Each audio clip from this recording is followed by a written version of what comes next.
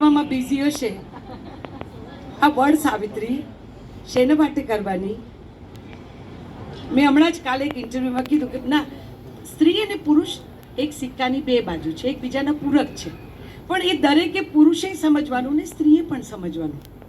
મેં કાલે જ એક ઇન્ટરવ્યુમાં કીધું કે ઘણીવાર એવું થાય કે બેન બી છું, હું ત્યારે નાવા જાઉં છું, નાઈને આવું છું. આટલી વાર કીધું ને તો પણ જેવા પેલા ગયા ને અંદર, ક્યાં ગઈ, મારો શર્ટ નથી જડતો, પેલી અડધી સાબુદલી, હા આવું છું, અરે જલ્દી કર, મારે બહાર જવાનું છે.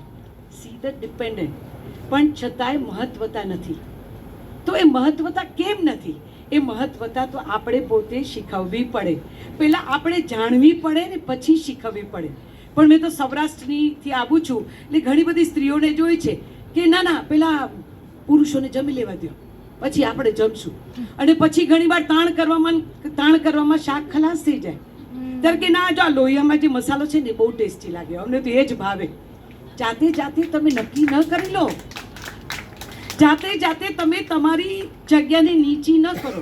હું અહીંયા વોરનું એલાન કરવા નથી આવી કે ઘરે જઈને તલવાર ખેંચી લેજો, એવું કામ નથી.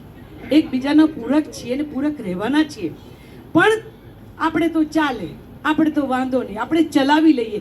આ ચલાવી લેવાની ઘટના જે તમારામાં આવી છે ને એટલે જ તમને પછી બધા આમ જ ચલાવી દે છે. ચાલશે એને કંઈ કહેવાની જરૂર નથી, ચાલશે એને કંઈ સમજવાની જરૂર નથી.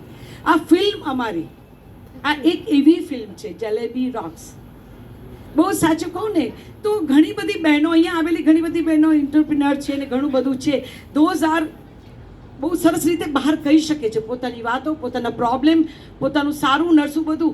પણ આનાથી 1000 ગણી ઘરમાં બેઠી છે, એને શું થાય છે એને પોતાને નથી ખબર.